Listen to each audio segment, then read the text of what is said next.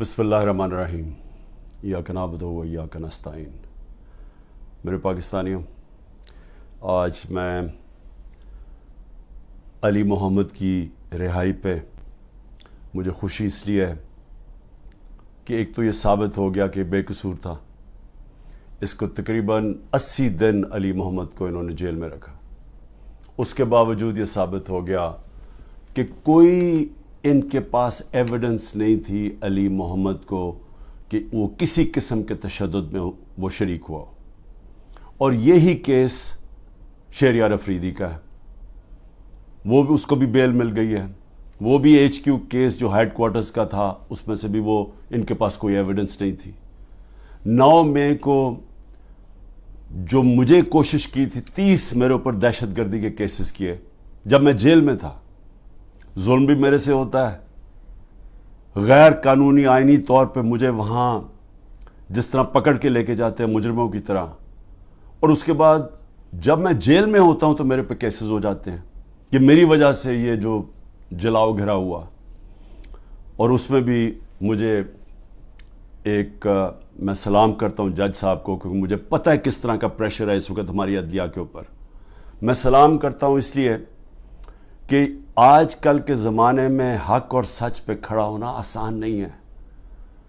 We go डाला पहुंच जाता है घर, लोगों के घरों के अंदर घुस जाते हैं, उनको जलील करते हैं, उनकी बिजनेसेस बंद कर देते हैं।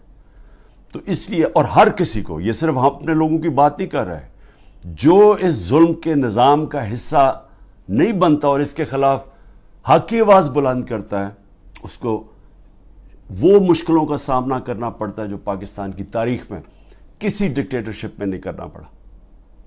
तो मैं इसलिए जज साहब को भी सलाम करता हूँ। और मैं आज ख़ास तौर पे अपने वो लोग जो सब कुछ बर्दाश्त कर चुके हैं, अली मोहम्मद, वालदा बीमार, उनको डायबिटीज़ है, अकेले लड़के हैं, उसके बावजूद पूरी कोशिश की इन्होंने उसको तोड़ने की कि किसी तरह वादा माफ गवाह बन जाओ इमरान खान के ख़िलाफ़। फिर अगर वो नहीं बनना तो चलो पार्टी छोड़ दो कि हम अब 9 मई की मजम्मत करते हैं, हम अपनी फ़ौज से प्यार करते हैं और हम PTI छोड़ रहे हैं। तो सारे फ़ौज से प्यार करते हैं, सारे जो 9 मई को जो जलाई गई थी जगह, हमने सब ने उसकी मजम्मत की है। लेकिन PTI छोड़ देते हैं, ये खड़े हो गए कि हम PTI नहीं छोड़ते, और इनको बड़ी बुरी हालात के अंदर रखा गया।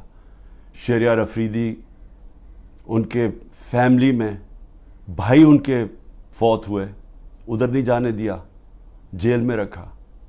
और जिस तरह उसके ऊपर तोड़ने की कोशिश की गई, उनकी बीवी को पकड़ा, फिर एक दफ़ा और पकड़ने की कोशिश की, बीवी बच्चों के साथ थी।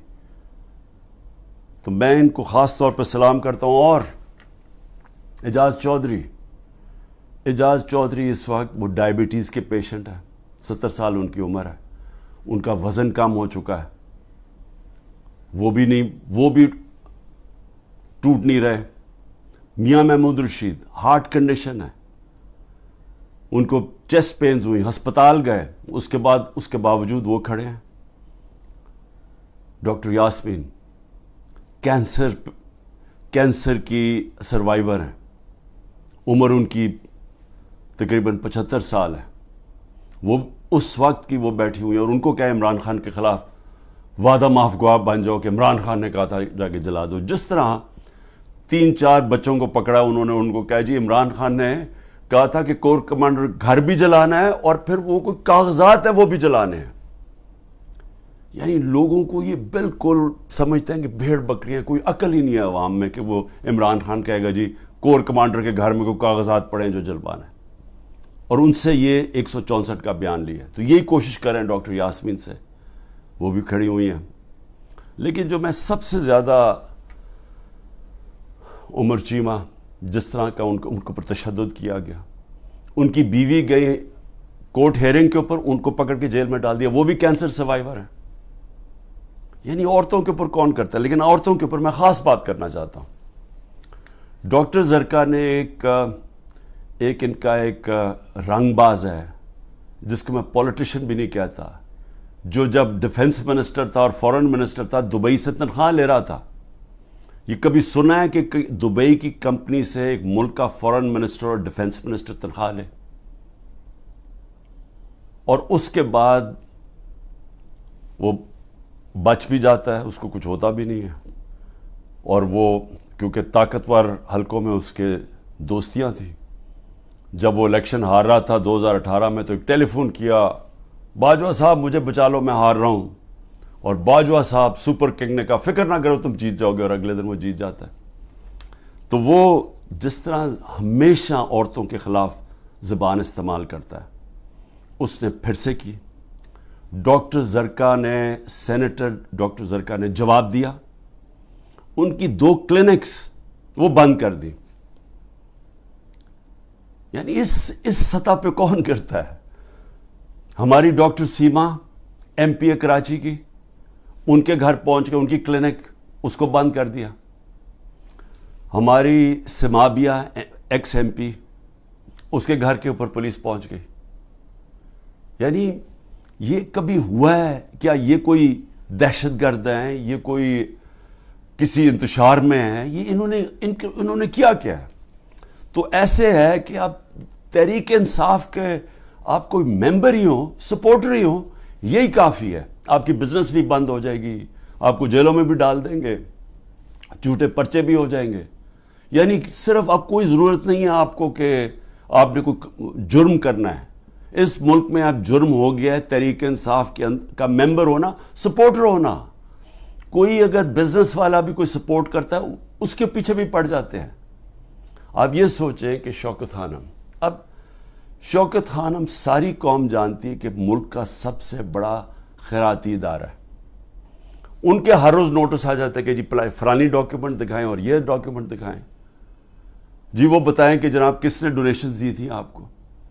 یعنی ایک یہ نہیں دیکھ رہے کہ اس سے نقصان کس کو ہو رہا ہے. کوئی فکر نہیں ہے کہ ملک کو کیا نقصان ہوگا. جو انہوں نے کیسز میرے اوپر اٹھائے ہوئے ہیں ذرا وہ سن لیں. سب سے اب جو قوم کے سامنے, کیونکہ الحق ہے, میرا ایمان ہے, ایمان ہی ہے, تو میں یہ سارے ایک طرف کھڑے ہو گئے ہیں, اسٹیبلشمنٹ ساتھ کھڑی ہو گئی ہے, اکیلا ان کا مقابلہ کر رہا ہوں. صرف توحید پہ, لا الہ الا اللہ پہ, ایمان اللہ پہ ہے. اور جس طرح اللہ ہر ان کی جو بھی کوشش کرتے ہیں خود ہی سچ سامنے آ جاتا ہے. جو انہوں نے میرے اوپر القادر کا کیس کیا, اب القادر کا کیس کیا تھا کہ عمران خان نے جو القادر یونیورسٹی بنائی ہے, جدھر مکمل طور پہ مستحق گھروں سے وہ بچے جو کہ جن کے ماں باپ اعلیٰ تعلیم نہیں افورڈ کر سکتے, وہ سب پڑھ رہے ہیں مفت. اور میں بتا چکا ہوں سیرت نبی کو ہم نے بنایا کہ فیوچر لیڈرز بنے, تربیت ہو ان کو, اور ساتھ ساتھ اس کے ٹیکنالوجی بھی. یہ ہے اس کا جو ویژن ہے یونیورسٹی کا. اس کو سامنے لا کے بہت بڑی سکینڈل ہو گئی. اور اب پتہ چلا ہے کہ انہوں نے اپریل 2020 میں تفتیش کی تھی. وہ میں پہلے کہہ چکا ہوں آپ کو. نیشنل کرائم ایجنسی انگلینڈ کو رابطہ تھا نیب کے ساتھ. یہ جو سیٹلمنٹ ہوئی تھی ملک ریاض کی فیملی کی اور این سی اے کی, یہ سارا کچھ نیب کو پتا تھا.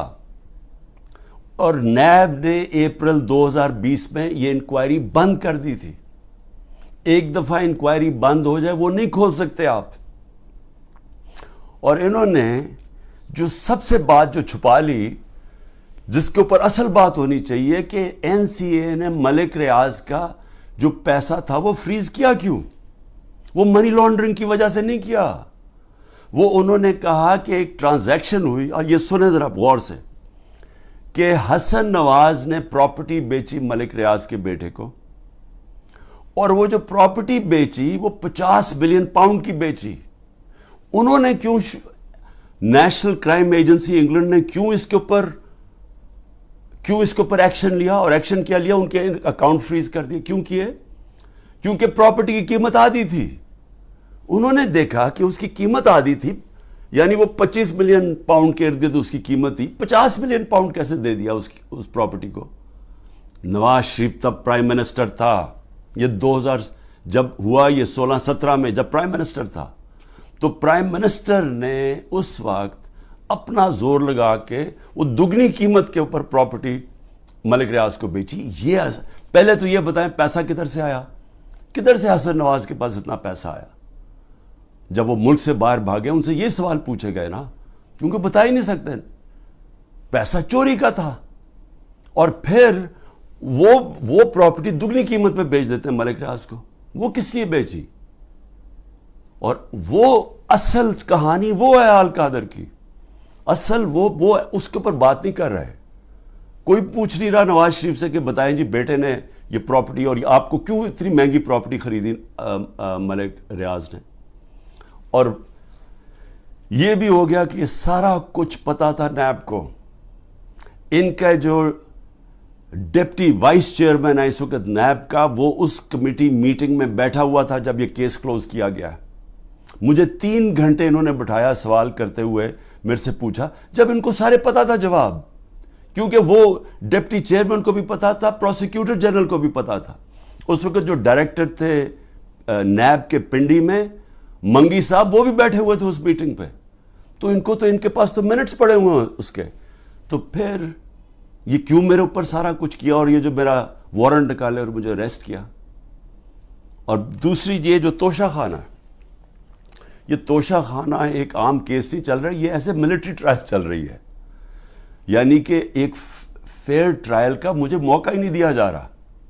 خیر وہ اس کے اوپر پھر سے میں سب جوڈیس سے زیادہ بات نہیں کرتا، لیکن یہ میں کہوں گا کہ میرے سے وہ سوال پوچھے جا رہے ہیں جو آج پاکستان کی تاریخ، 70 سالہ تاریخ میں کبھی کسی سے، جن کو بھی کتنی گفٹس ملی ہیں توشہ خانہ میں، 70 سال سے ملتی ہیں گفٹس، کوئی نئی تو چیز نہیں ہے. کبھی کسی سے وہ سوال نہیں پوچھا کہ جی آپ کو جو توشہ خانہ کی گفٹ ملی تھی وہ آپ نے آگے بیچی کس کو، یا آپ نے گفٹ کس کو کی. کبھی کسی سے آج تک یہ پوچھا ہے؟ کبھی کسی سے پوچھا ہے کہ توشہ خانہ جب آپ قیمت ادا کر کے وہ لے لیتے ہیں گفٹ، اس کے بعد آپ کی پراپرٹی آپ جو مرضی کریں؟ بھی آپ کون ہے پوچھنے والے کہ میری پراپرٹی سے میں یہ گفٹ کروں یا میں بیچوں؟ جب تک کہ جو بھی میرا چیز ہو وہ میں ڈکلیئر کروں.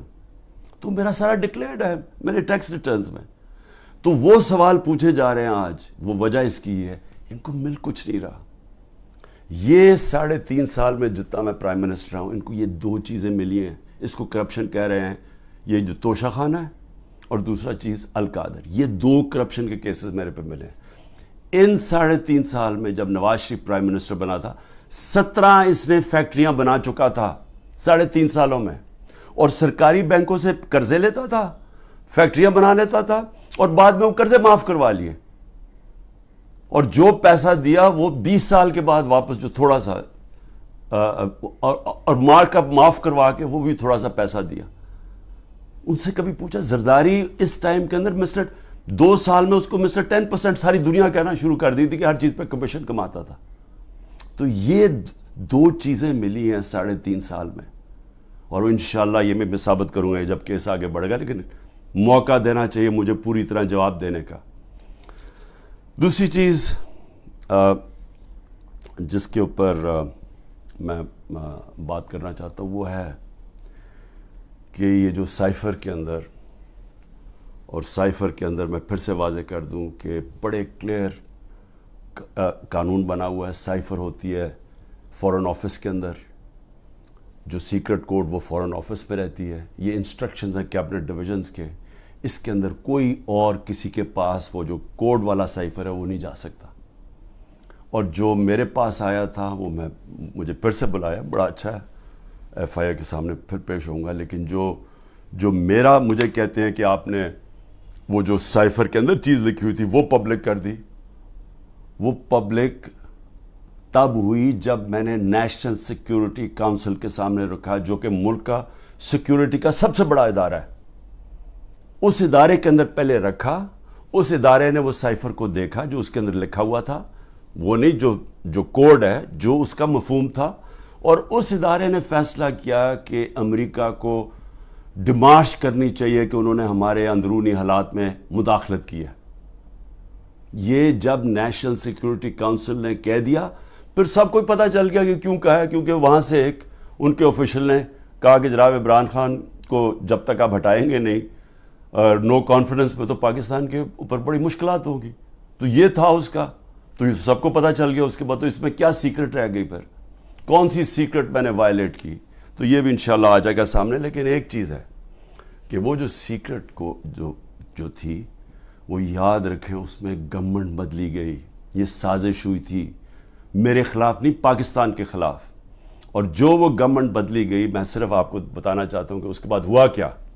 آج پاکستانیوں کو کس چیز سے گزرنا پڑ رہا ہے. 16 روپے یونٹ بجلی تھی جب ہم گئے ہیں اپریل کے اندر، آج بجلی 50 روپے یونٹ پہ پہنچ گئی ہے. آپ ذرا پوچھیں تنخواہ دار لوگوں سے کہ ان کے اوپر آج کیا گزر رہی ہے. یہ کون ذمہ دار ہے اس کا؟ وہ جنہوں نے سازش کر کے گورنمنٹ گرائی تھی. اور اصل انکوائری یہ ہونی چاہیے جو میں نے سپریم کورٹ کے چیف جسٹس کو کہا تھا، آپ کو انکوائری کرنی چاہیے کہ یہ قوم سے بہت بڑی سازش ہوئی ہے، قوم سے دھوکہ ہوا ہے، اور اس کا ذمہ دار جنرل باجوہ تھا. اور اس لیے کیونکہ وہ تھا، کسی نے جرت نہیں پڑی کسی کی اس کے اوپر انویسٹیگیشن کرنے کی. آٹا 55 روپے 60 روپے سے پہنچا ہے آج کے جی 150 روپے پہ. سوچیں کہ یہ عام آدمی کی خوراک ہے آٹا. اس کے بعد چاول دگنی قیمت ہوگی جو چاول تھے. چینی، ہمارے دور میں بڑا شور مچا چینی چور. ہم نے انکوائری کروائی، چینی کی قیمت 80 روپے تھی، آج چینی 160 روپے پہ پہنچ گئی ہے. سارے جو بڑے بڑے شوگر مل مافیا وہ سارے بیٹھے ہوئے ہیں آج گورنمنٹ کے اندر.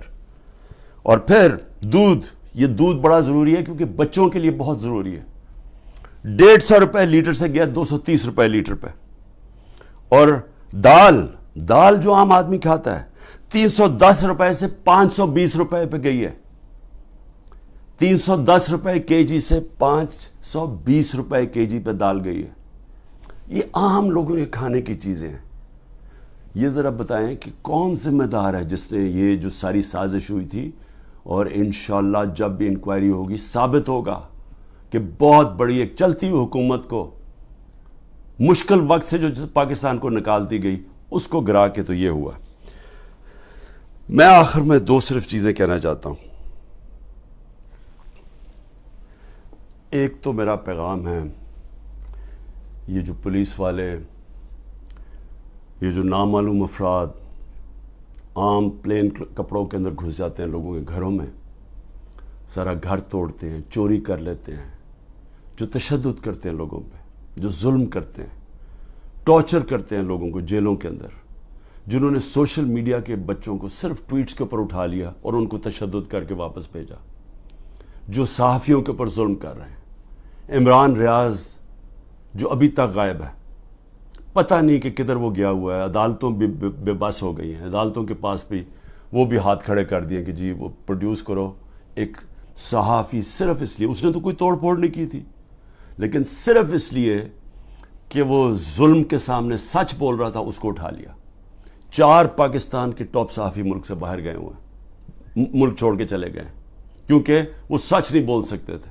اور ان کے اوپر یہی قسم کا جو عمران کو پہلے اس کے اوپر تشدد کیا، پھر جو اب اس کو غائب کیا ہوا ہے، خوف پھیلایا ہوا ہے. باقی سارا میڈیا کنٹرول میں ہے. صرف وہ تب بول سکتے ہیں اگر عمران خان کی کوئی برائی ہو، پروپیگنڈا، وہ بول سکتے ہیں. وہ کوئی سچ نہیں بول سکتا آج. اور مجھے افسوس یہ ہے کہ ان میں سے جو ہم بڑے بڑے نام سمجھتے تھے کہ وہ صحاف کے لیے ان کی بڑی قربانیاں ہیں، وہ بھی آج گھٹنے ٹیک کے سامنے بیٹھے ہوئے ہیں. لیکن مجھے افسوس اور ہے ہیومن رائٹس آرگنائزیشنز پہ. مجھے افسوس ہے جو کہتی ہیں ہم عورتوں کے لیے NGOs بنے ہوئے ہیں، ہم عورتوں کے لیے حقوق کے لیے کھڑے ہیں. یہ واحد پارٹی ہے پاکستان کی تاریخ میں جس نے پہلی دفعہ خواتین کو پالیٹکس میں لے کے آئیں. انہوں نے شرکت کرنی شروع کی، جلسوں کے اندر عورتیں آئیں، فیملیز آئیں. یہ پہلی دفعہ ہوا ہے ہمارے ملک میں. یہ خوشائن چیز ہے کہ ملک کی جتنی بڑی پارٹیسپیشن ہوگی پالیٹکس کے اندر، اتنا بہتر وہ احتساب کریں گے حکمرانوں کا. جتنی زیادہ بڑی ٹرن آؤٹ ہوگی اس کا مطلب کہ عوام نظر رکھ رہی ہے حکمرانوں کے اوپر. تو اصل تو ڈیموکریسی کا مطلب ہی یہ ہے کہ عوام احتساب کرتی ہے جو حکومت کرتے ہیں وہ دیکھتی ہیں ان کا. تو عوام تو آج پہلی دفعہ نکل رہی ہے, اس طرح ٹرن آؤٹ ہو رہا ہے, عورتیں نکل رہی ہیں, اور ان عورتوں کے اوپر جان کے یہ تشدد کیا جا رہا ہے باقی عورتوں کو ڈرانے کے لیے کہ وہ نہ گھروں سے نکلیں, کہ وہ چپ کر کے سہم کے بیٹھ جائیں. تو کدھر گئی ہیں ہیومن رائٹس جو عورتوں کو ریپرزینٹ کرتی تھیں؟ کدھر ہیں وہ عورتیں؟ کیوں نہیں بول رہی کہ جو ظلم ہو رہا ہے ان عورتوں کے اوپر؟ وہ بیچاری صنم اور طیبہ, وہ تو تحریک انصاف میں ان کا کوئی عہدہ نہیں ہے, ان کو جیلوں میں ڈالا ہوا ہے. وہ صنم کے خامد آیا, اس کو پکڑ کے لے گئے. اب ان کا گھر میں بچہ ہے, وہ کیا کرے گا؟ دونوں کو پکڑ کے لے گئے. عمر چیمہ, اس کی بیوی, میں پھر سے کہتا ہوں وہ کینسر کی سفرر ہے, کینسر کی سے اس کو پکڑ کے جیل میں ڈال دیا, صرف اور صرف دہشت پھیلانے کے لیے کہ عورتیں گھروں سے نہ نکلیں. اور پھر سے کہ نہ یہاں بول رہی ہیں نہ باہر, بڑی فکر ہے افغانستان کی عورتوں کی, بہت فکر ہے. اور ہے ٹھیک ہے کہ اسکولوں میں سب سے زیادہ ملک کی بہتری ہوتی ہے جب عورتیں پڑھی لکھی ہوتی ہیں, اور پاکستان میں تو خاص طور پہ جب آپ کی آبادی تیزی سے بڑھ رہی ہو تو اس کو روکتا ہی ہے کہ پڑھی لکھی, جب آپ کی بچیاں پڑھی لکھی ہوتی ہیں, عورتیں پڑھی لکھی ہوتی ہیں. لیکن کیوں فکر نہیں ہے کہ یہ پاکستان کی عورتوں سے کیا ہو رہا ہے؟ تو ایک تو یہ ہے. میں آخر میں صرف یہ کہنا چاہتا تھا کہ جو مرضی آپ کر لیں, یہ آپ جو سب کچھ کر رہے ہیں, یہ جو سارا دہشت پھیلائی ہوئی ہے اور لوگوں کو جیلوں میں ڈالا ہوا ہے اور گھروں میں یہ توڑ پھوڑ کر رہے ہیں, یہ آج میرا دن یاد رکھ لیں, جب بھی الیکشن ہوگا آپ تحریک انصاف کو روک ہی نہیں سکتے. کیونکہ آپ لوگ اگر سہم بھی گئے نا, دلوں کے اندر ان جو فیصلے اور ذہنوں میں کر بیٹھے ہیں وہ اس سے نہیں پیچھے ہٹنے لگے. جب ایک آبادی ایک طرف آ کے کھڑی ہو جاتی ہے, قوم کھڑی ہو جاتی ہے, کوئی دنیا کی پاور اس کو روک نہیں سکتی. یہ صرف عارضی طور پہ آپ تھوڑی دیر لوگوں کو سہم جائیں گے, ڈر جائیں گے. میں چیلنج کرتا ہوں کہ جب بھی الیکشن ہوں گے آپ ڈیلے بھی کر دیں, ابھی ڈرے ہوئے ہیں کہ جی ابھی نہ کرو الیکشن, آپ اگلے مارچ کر دیں. میں آپ کو چیلنج کرتا ہوں کہ تحریک انصاف سویپ کرے گی الیکشن انشاءاللہ. مجھے جیل میں ڈال دیں, ڈسکوالیفائی کر دیں, جیتنا تحریک انصاف نے, کیونکہ قوم فیصلہ کر بیٹھی ہے. اور یہ جتنے آپ حربے استعمال کر رہے ہیں, آپ تحریک انصاف کا ووٹ بینک اور بڑھتا جا رہا ہے. لوگ بیوقوف تو نہیں ہیں, قوم تو دیکھ رہی ہے کیا ہو رہا ہے, اور قوم کے اندر غصہ ہے. ایک معاشی طور پہ ان کا قتل کر دیا ہے, ایک مہنگائی ان کو لے بیٹھی ہے, ایک یہ 30 سال سے وہ شکلیں دیکھ رہی ہیں جو ملک کو لوٹ کے پیسہ باہر ان کا پڑا ہوا ہے, اور پھر ان کے اوپر خوف طاری کیا ہوا ہے کہ جناب ہم آپ مایوسی پھیلائی ہوئی ہے کہ تحریک انصاف جیت نہیں سکتی. عمران خان کے اوپر کانٹا مارا ہوا ہے. کانٹا صرف عوام کسی کے اوپر مارتی ہے, اور کوئی بھی انشاءاللہ جب بھی الیکشن ہوگا, کوئی بھی جب عوام کی رائے طے کر لیتی ہے, فیصلہ کر لیتی ہے عوام, آج تک دنیا کی تاریخ میں عوام کے خلاف کوئی نہیں جیتا. پاکستان زندہ باد.